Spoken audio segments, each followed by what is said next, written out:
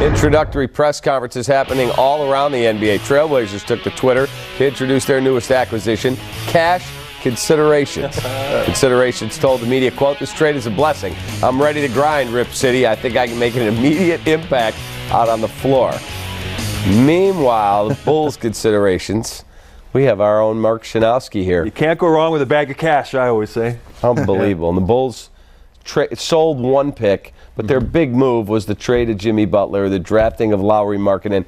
After watching Zach LaVine and then interviewing him, I feel even better about that deal. Zach LaVine was great. I had a chance to talk to him one-on-one yesterday, and just an engaging guy. He's got a really good personality. He's not intimidated by the whole Bulls mystique, you know, the 6 championships, the house that Michael Jordan built. He said that his first exposure to the game of basketball was watching the movie Space Jam. Right. So he knows everything about Bulls history. He wants to be the man. He was the 3rd option with the Minnesota Timberwolves. Obviously, we're going to have to wait a while. He's continuing his rehab from ACL surgery. We might not see him until December or January. But when he gets here, this is a dynamic player at 22 years old, a 2-time slam dunk champion. I asked him, are you going to do the slam dunk contest again after the ACL? He goes, hey, why not? I'm going to be 100%. So we might see him do that again, too. So here's one of the many things I don't get about this. You've got a spot for Wade until LaVine gets back. But with Dunn here, now what do you do with Rondo? I don't think Rondo's going to be back. They'll buy him out. They have because a Friday the assumption deadline. was until the trade that he would be back. So, and they said at their end of the season press conference, you know, they beat the Boston Celtics the first 2 games of that series, and Rondo was fantastic. And everyone thought, well, bring this team back next year. We'll just build off of this. And John Paxson indicated there was a really good chance they'd bring Rondo back. But the whole dynamic has shifted now. You know, it's all about player development, getting these young guys some experience. And now you have so many point guards. So you have Chris Dunn, you have Cameron Payne, you have Jaren Grant. I don't think Rondo's a fit anymore. And let's be realistic too. It's all about losing games this upcoming You're right season. about that. You better go 6-76. Yeah, I mean, this trade is for 4 lottery picks, not 3. And I mean, that 4th pick is what you're going to get by bottoming out this year. Yeah. Hopefully bottoming out. Well, Cap's going 6-76. You really want to set the all-time record for? I would love losses? That. I'll take the first pick, but I don't know if I want what that. What would you record. love about that? I want the whatever it takes, 10 wins, 12. You want the ping pong ball. I want the ping pong balls to be favoring Chicago. Remember, I got to do the pre and post for all these games, so let's get some wins along the way. Better you than me.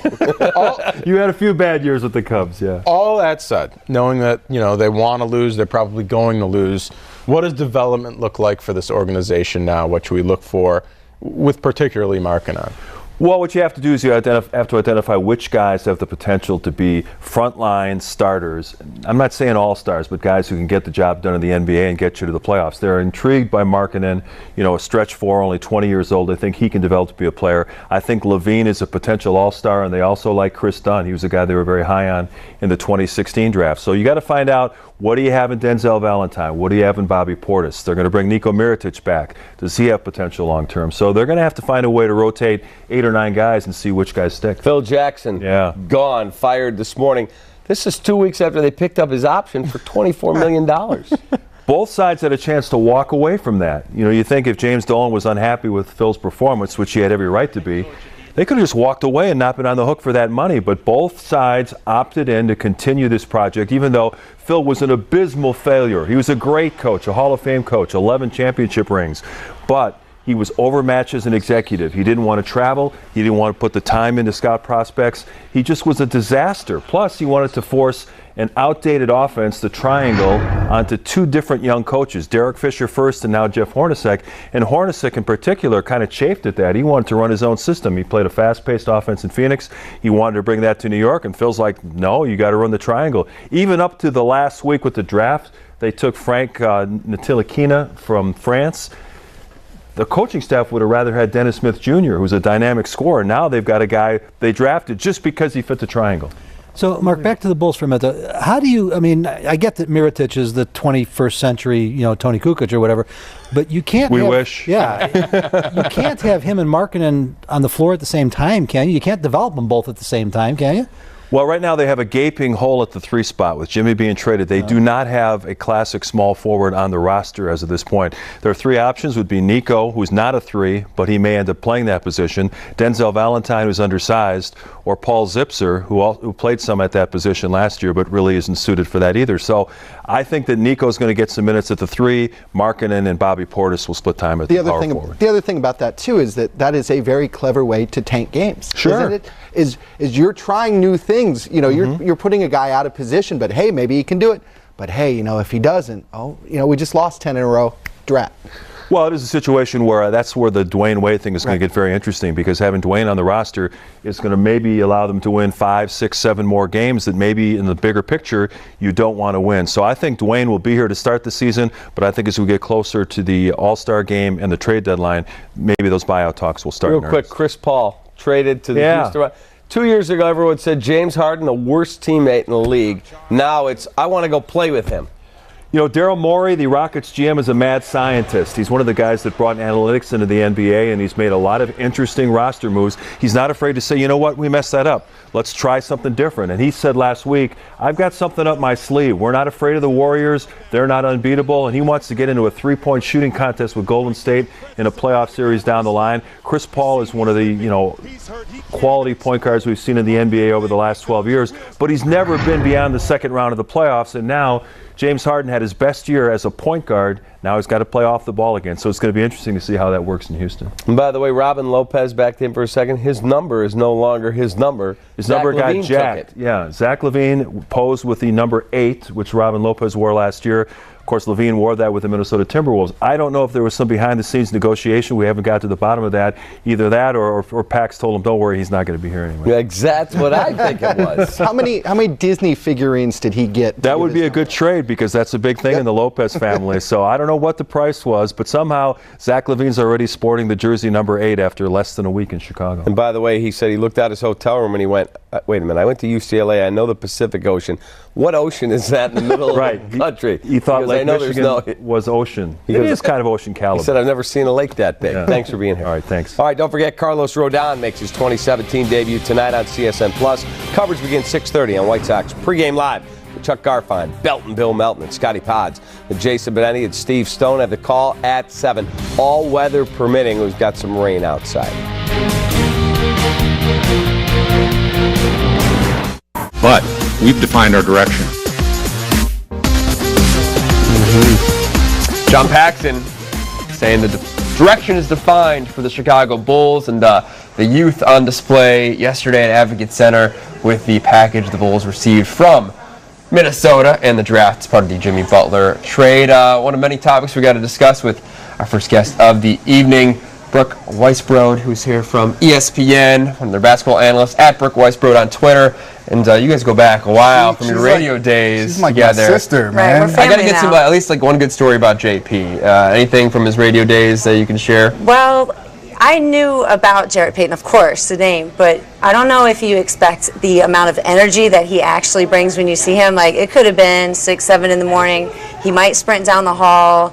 He might come up and just start some kind of like impromptu dance with you or show you some new app. Doesn't shock me at all. His energy is 150 all the time, and that's why I love him. It's perfect. It's great, man. I love to see her. She inspired me to keep doing those things and making sure that I was staying on top of my game. So I'm glad to have you on. We've been trying to get you on for a while. Busy but you're a busy woman, so you're here now, and it's a perfect time probably now because of the NBA. So many things in hoops, and you got a great basketball camp. We're going to get to that in a little bit too. But let's start with the Bulls. I want to go 5 years in the future, because we're not going to be able to predict what this trade is going to be this season, how it's going to work out for the Bulls, and judge it fairly. But looking ahead, in 5 years, what do you think we're going to be saying about this trade and the players that the Bulls got back?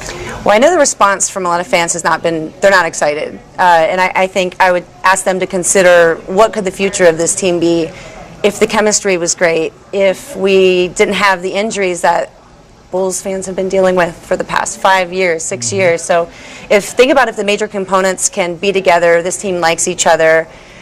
You have young guys with terrific talent and great upsides. So I think if they made the right moves to get the guys in place that will work hard, and I don't think you wear a Chicago uniform, any uniform, without that mindset. So we just got to wish them a little luck and to stay on that ship and to stay on point in the message and really not get too big and full of themselves. Not that that's what happened to Jimmy, but it's hard to be a superstar in this town, especially with basketball, because there's a lot of expectations and history behind it. So you just got to stay humble and, guys, bring us some some playoff wins. Like, get us to the Eastern Conference Finals. Might be a little bit until we get to those playoff wins. I'm with her because the whole chemistry thing to me is huge. And you being a baller yourself and understanding this, inside of a locker room, we've seen and we knew that there was some friction between Fred Hoiberg and Jimmy Butler. And that's your number one guy, your star. And he's got friction with the head coach. Chemistry can't be right in that locker room. So if you want anything to kind of get back to normal or have some type of normalcy, you have to be able to get rid of him. And they had to make that move. And you see it now. Hopefully these young guys can have somebody in that locker room to keep them. We talked about D. Wade. Does he come back? I really want Rondo back because it seems like he was good for those young guys last year. I agree. I think Rondo is the secret glue that has really been driving the force behind because of his history, because of his success with Boston and what the big three were able to do there. I agree with you 100%. If you don't have things right in the locker room with coach, with your teammates, that's like you got to take care of your family. And if the relationships aren't complete and solid within your family, then how can you play for each other on the court? It just doesn't go together. And of any sport, I think basketball has to be so much in sync because of the trust that it takes when you're out there on the floor. And what I just wish doesn't happen, you asked me about the 5 years ahead, I don't want to repeat the pattern that we've had about developing players and then they go off to like do big and better things on other teams. Can we stop that? And then they say bad things about, Jimmy didn't say it necessarily, but his people, his trainer said something. It's like everybody who leaves, there's a bad taste in their mouths after they leave, and they're souring the relationship that they had with Bulls management. It obviously says some things about what's going on inside the Bulls organization, that all these people, Joakim Noah, Derek did not have a great relationship when he left, and it's unfortunate that you have these promising young players, you groom them, they're your own, and then they leave, and they're happy they left. Yeah, but it's telling to talk about the front office and that guys do leave here, badmouth this organization, and then you can't attract any free agents to come to Chicago. And we keep talking about Chicago being that market, a big market, and we're having a hard time getting free agents to come here with all that history that you talked about, of the Michael Jordan effect and everything else. To me, it doesn't make sense, and it's hard to think about the future without being able to bring in some other big name players where this team's going to have to rely on lucking up in the draft to getting another big superstar for down the line. Yeah. Well, at least we're not the Knicks. Yeah, that's like any NBA franchise can say that. At least we're not the Knicks. I don't want to be them. But that's a good tie-in to Wade, too, because it's important how they handle this. Because Wade can go off, he can go badmouth, the Bulls organization. He's got friends in high places, as we know, in the NBA. That was one of the reasons I think it was beneficial for the Bulls to bring Dwayne Wade in at the tail end of his career. You can say, all right, we'll build good graces with our local kid. He'll come back home. He'll get paid, and then he can go off and tell other people to join the Bulls. And now, if they buy him out, or if he says, I don't want to be here, and the split is bad, he might never tell anybody to come to Chicago. I hope he stays, too. I don't think D. Wade would ever badmouth Chicago. I think he's obviously from here, and he's such a classy player. I can't see him going down that road in any way, even if he was treated poorly while he was here. But I loved what he had to say. It was in some Instagram post, maybe from like Paris, when him and Gabrielle were like in sync in their outfits. Was that $2,600 doggy bag or whatever he was carrying? The dog purse. Unbelievable. Fly, right? Yes. But he said, hey, if I had these stats and I was 10 years younger, 12 years younger, I would be paid twice as much or whatever he said his salary would be. And I'm just like, man, you're right. You're absolutely right. So I just hope D. Wade stays and continues to be that senior leader. We need him. We need Rondo. What about Zach LaVine coming off that ACL tear? And he's probably the guy that the Bulls got that has a promising future because being an athletic guy and being able to shoot, feels like he will fit into this Fred Hoiberg offense and what they're trying to do. But I feel like Bulls fans are a little weary because of other injuries like we were talking about, of Derrick Rose with the knees, that people are already going, oh no, why do we get damaged goods? I mean, nowadays guys are getting cut up and put back together. They're becoming stronger than they were before. It's part of the game. You can't ever get a player who you don't know if they're going to have an injury stepping off the plane to come to the arena, so you can't base it like that. But everything I've read and seen about LaVine says that he's ahead of progress with his knee, which is great news. And Jarrett, you know this as well as anybody, you can't rush physical therapy and rehab. When you're ready, and Derrick Rose let us know that many a times, but certainly hope that his knee comes back stronger and that when players like LaVine, who are so explosive, so much of their game relies on dunks. I hope that he takes this opportunity to develop his shot more, so that later in his career, that's what's going to work for him. I mean, I still hope he can dunk like he knows how to. Yeah, and he was a really underrated shooter. He started to come into his own offensively. I think he shot close to high 30s, close to 40% from the three-point arc as well last year. So you're right. Maybe it's going to help his game be more well-rounded because he can't just go and high fly. And I'd love to see him do dunks that bring down the United Center crowd. But because remember when Derek, he was all about the dunks, and he came back and he never dunked again. It was like, is Derek ever gonna We're waiting on a he would dunk, dunk, right? and it would be like one of those weird dunks where you'd barely touch the rim. So enough about Derek and his knees. Let's take a break. Let's talk more Bulls Leave when his we come knees back. be. I know. Brooke Weisbrod will join us after the break to talk more Bulls and everything else in the NBA. And we got to hear about the awesome camp she's got going on for maybe you or your kids. You want to come, learn how to shoot, learn how to score. It's coming up after the break here on Sports Beat.